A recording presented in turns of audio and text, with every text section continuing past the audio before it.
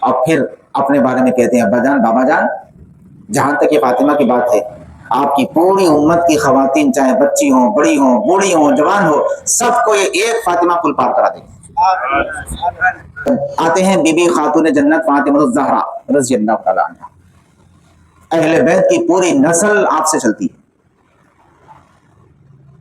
خاتون جنت رضی اللہ تعالیٰ ایک مرتبہ دیکھتی ہیں کہ حضور پر ایک آیت نازل ہوئی، بڑی خاص بات عرض کرتا ہوں، حضور پر ایک آیت نازل ہوئی، کیا آیت؟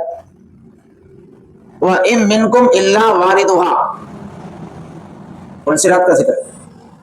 پل صراط ایسی جگہ ہے، ایسا پل ہے، وہ نیچے دوزخ کی آگ رہتی، اوپر برج رہتا، اوپر سے گزرنا ہے۔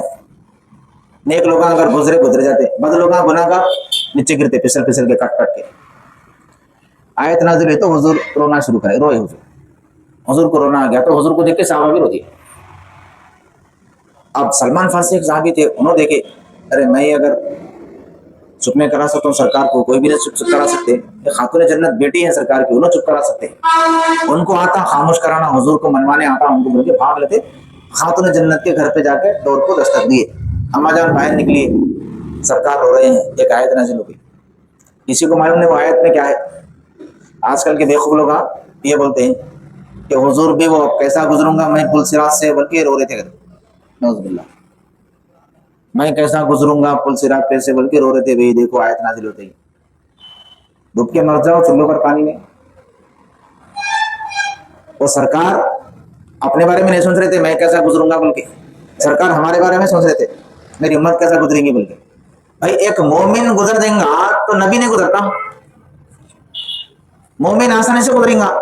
مومن کس کو بولتے ہیں؟ نبی کا کلمہ پڑھا، تو نبی کا کلمہ پڑھنے والا آسانی سے گزر سکتا، تو جو نبی کلمہ پڑھایا وہ نبی نہیں گزرتا۔ چلیے صدیق اکبر فاطمہ الزہرا رضی اللہ تعالیٰ عنہ، دیکھا کہ صدیق اکبر بیٹھے ہوئے ہیں، حضرت علی بیٹھے ہوئے ہیں، صحابہ بیٹھے ہوئے ہیں، رو رہے ہیں۔ حضور سے کہنے لگی یا رسول اللہ صلی اللہ علیہ وسلم، آپ یہ آیت کو لے کے اس لیے رو رہے ہیں، غمزدہ ہیں، فکر مند ہیں کہ آپ کی امت پل صراط پر سے کیسے گزرے گی؟ چلیے میں بتاتی ہوں کیا۔ صدیق اکبر کی طرف دیکھ کر کہنے لگی اے ابو بکر، آپ عمر میں سب سے بڑے ہیں، بڑی عمر والے ہیں، تو قیامت کا دن جب بڑی عمر والے میرے بابا کی امت کے لوگ گزرنے لگیں گے پل صراط سے، تو ان کو سہارا دے کر آپ گزار دینا، پل صراط ان کو پار کرا دینا۔ بتاؤ کیا آپ یہ وعدہ کرتے ہیں مجھ سے؟ صدیق اکبر عرض کرنے لگے ہاں میں وعدہ کرتا ہوں، میں بڑی عمر کے لوگوں کو پل پار کرا دوں گا۔